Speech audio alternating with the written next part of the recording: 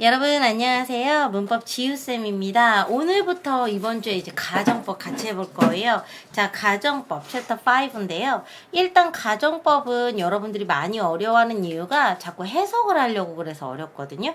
근데 가정법은 해석해서 푸는 문제가 절대 아닙니다. 저랑 같이 가정법을 어떻게 풀면 헷갈리지 않고 풀 수 있는지 그걸 좀 같이 볼 건데요. 가정법은 말 그대로 공식입니다. 자, 가정법 개념을 먼저 이해해 보도록 할까요? 가정법의 개념. 어렵게 생각하면 한없이 어려운데 단순하게 생각하면 굉장히 단순해요. 가정법 개념을 이해하기 위해서 우리는 if절의 쓰임을 알아야 합니다. 자, if절이 크게 이제 두 가지로 나눠서 우리가 봐야 되거든요. 역할에 따라서. 하나는 명사절이고요. 자, 명사절일 때 우리가 접속사 파트에서 배우겠지만 whether 이라는 애가 있고요. 그 다음에 이제 부사절이 있습니다. 자, 부사절일 때는 여러분 첫 번째 조건절이 있고요. 두 번째는 가정법이 있습니다. 자, 그래서 조건절하고 가정법의 이 차이 있죠. 얘만 오늘 좀 같이 볼 거예요. 많이 어려워들 하시니까. 하지만 되게 단순하다 해서 우선 일단 가볍게 개념 잡아보도록 하겠습니다. 우리가 조건절이라고 이야기하는 거는 이제 사실 가정법이나 조건절이나 conditional이라고 얘기하는데요. 뭐 zero conditional, first, second conditional 이렇게 나눈단 말이에요. 근데 그건 그렇게 중요한 건 아니고. 자, 우리가 조건절이라고 하는 거랑 가정법이랑 하는 거랑 요거의 차이를 좀 볼게요. 개념적 차이는 조건절은 실제 사실은 모른 채 50% 이상의 실현 가능성이 있는 일. 즉 50%는 뭐냐면 자, 그렇다, 그렇게 되다, 그렇다면 된다면 아니면 아니라면 이거예요. 그래서 된다 안 된다의 그 가능성을 이제 반으로 나눠서 보기 때문에 여기 if it rains tomorrow 자, 얘를 cause 이러한 원인이 제공이 된다면 얘는 effect 이러한 결과를 낼 것이다. 그래서 얘네들의 조건절은 여러분 cause and effect relationship을 가지고 있다라고 얘기합니다. cause and effect relationship. 그래서 내일 비가 올지 안 올지 모르겠는데 우리가 비가 올 거라는 조건을 딱 cause, 원인으로 제공하면 그러면 비가 오면 그 다음에 어떤 일이 발생할 것이다 라는 게 결과절로 오게 되는 거죠. 그래서 cause and effect의 구조를 가진다라고 보셔야 하는 거예요. 우리가 조건절에서 중요한 건 if절에 아무리 미래 시점이 있다 할지라도 이 자리에 will이 오면 안 된다. 이건 시제 파트에서 배웠죠. 그래서 사실은 조건절과 가정법은 큰 맥락에서는 시제 안에서 같이 다루게 되어 있습니다. 왜냐면 시점부사를 이용해서 문제 풀 수 있거든요. 자, 그리고 여기에 game will be cancelled 이렇게 되어 있죠. 이때 will이 붙었다라는 건 만약에 이 원인절, 즉 조건을 나타내는 cause 있죠. cause가 성립이 된다면 그 결과로 이 effect, 이 일이 발생할 가능성이 높다라는 겁니다. 우리가 시험에선 다루지 않지만 법 조동사가 나타내는 여러 가지 모습들 중에서 뭐가 있냐면 가능성 여부의 정도 차이를 보여줄 수 있는 애가 있거든요. 그래서 가능성을 이렇게 실현 가능성을 나타낼 때 가장 큰 게 will이고요. 그 다음에 얘보다 작은 게 여러분 may고요. 요렇게 우리가 표현을 할 수가 있는 겁니다. can은 여러분 이론적 가능성일 때 이제 나타내고요. 그 다음에 요즘은 will하고 shall을 비슷하게 쓰거든요. 그래서 더 이상 shall은 should의 과거라고 얘기하지 않아요, 요즘은. 그래서 여기는 이렇게 will 말고 shall이 또 이렇게 들어갈 수도 있는 겁니다. 그래서 we shall, may, can 들어갈 수 있다라고 확인해 주시면 돼요. 그래서 가능성을 이야기할 때는 will, 그리고 shall 같은 경우에는 요즘은 가능성이라기보다는 의지를 나타내는 표현 정도로 보셔도 되겠습니다. 자, 가능하다는 걸 얘기한 거예요. 자, 그럼 예문을 하나 더 써볼게요. cause and effect라고 했잖아요. 일반적인 사실을 묘사할 수도 있어요. 자, 만약에 자, the temperature라고 쓸게요. 자, 만약에 온도가 reaches 도달한다면 자, 100 degree Celsius 100도씨에 도달한다면 그러면 이게 cause로 이렇게 제시가 되잖아요.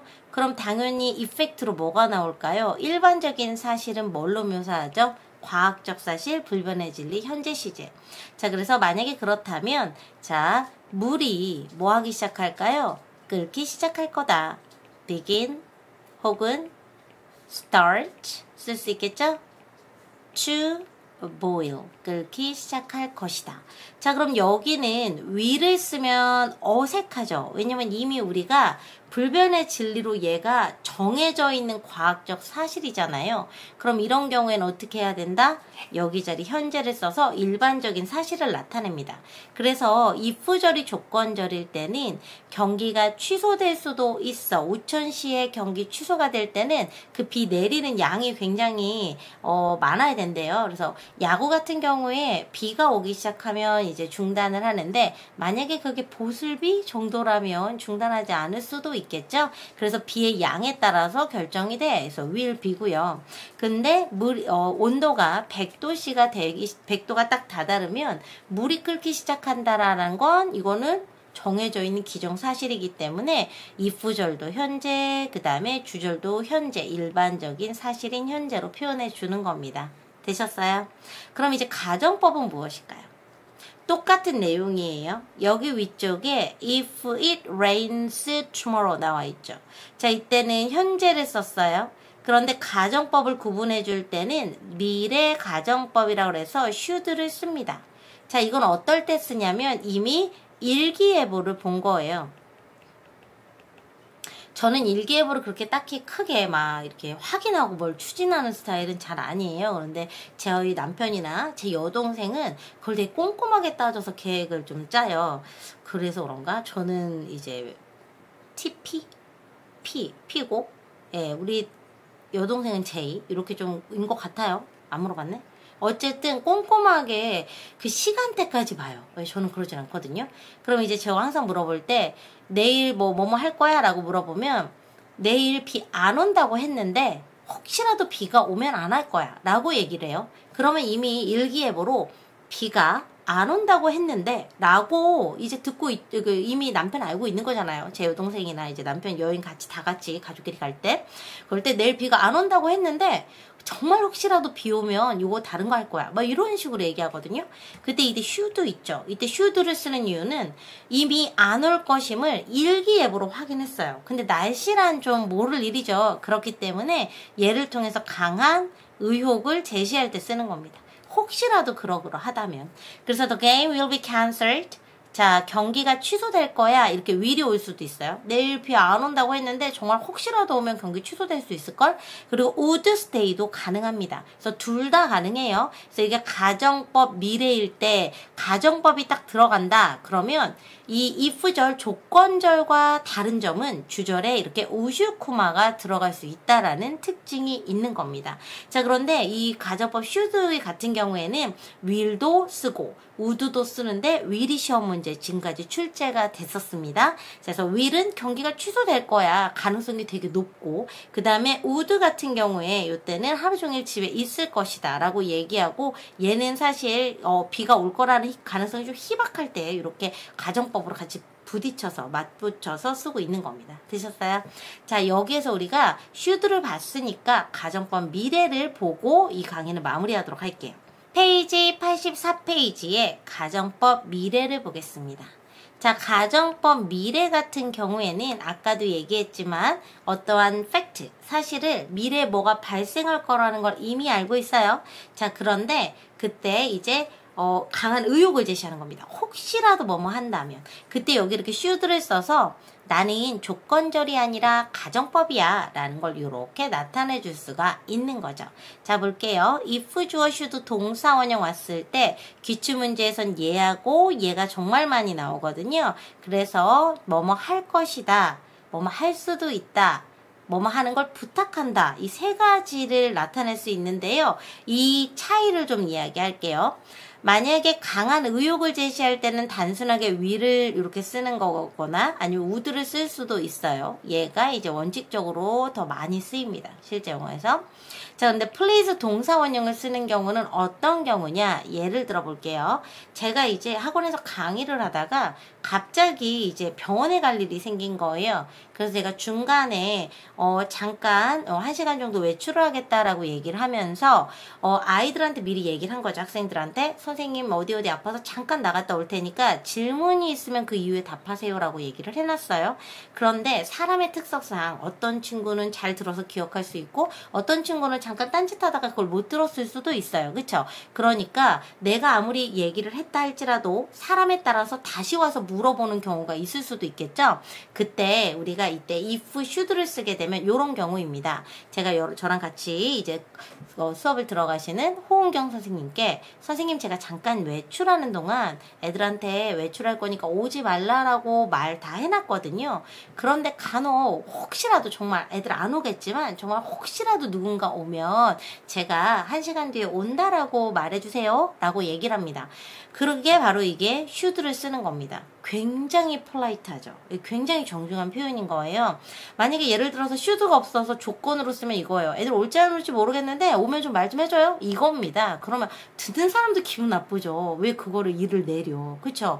그러니까 should를 쓰게 되면 굉장히 정중하게 제가 그럴 가능성은 다 차단해 놨으나 정말 만에 하나라도 그런 일이 발생하면 부탁 좀 드릴게요. 이렇게 씁니다. 토익에서도 이거 되게 잘 나오는 표현이죠. 플리즈랑 같이 연결해서. 자, 이때 if절에 should가 있으면 심지어 이제 도치까지도 가능합니다. if라는 접속사를 생략하고요. 여기 있는 주어랑 조동사 should랑 자리 바꿈 도치를 하게 됩니다. 그래서 should 주어 동사 원형이 오게 되면 if가 생략된 얘는 가정법 미래 표현이구나 라는 걸 알아주시면 됩니다. 자, 그 다음에 하나 더 보도록 하겠습니다.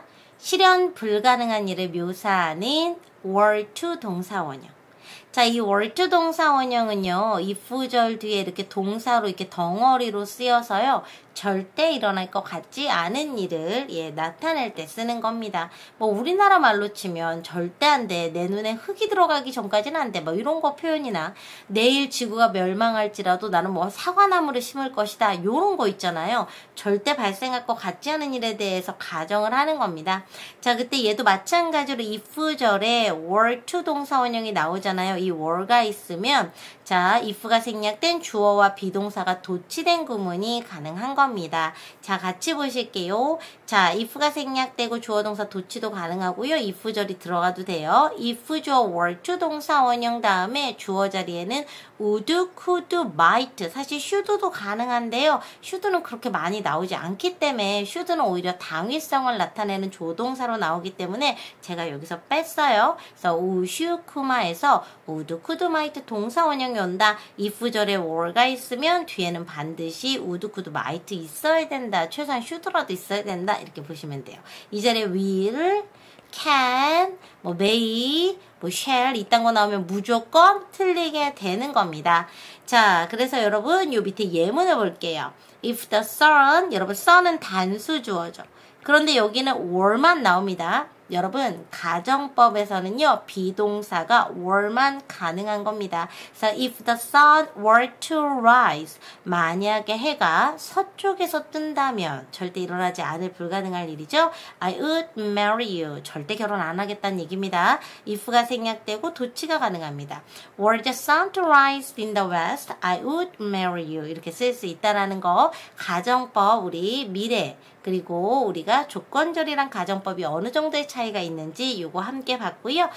가정법이든 조건절이든 꼭 지켜야 되는 건 if절에 주어오고 will 동사 원형은 절대 올 수가 없다. 그리고 가정법일 때는 주절에 우슈쿠마 올 수 있는데 조건절일 때는 절대적으로 주절에 우슈쿠마는 올 수가 없다. 이렇게 정리해 주시면 되겠습니다. 자, 오늘 강의는 여기까지입니다. 여러분 다음 영상에서는요. 과정법 공식으로 암기하기를 하도록 하겠습니다. 자, 여러분 고생하셨습니다. 하나, 둘, 셋!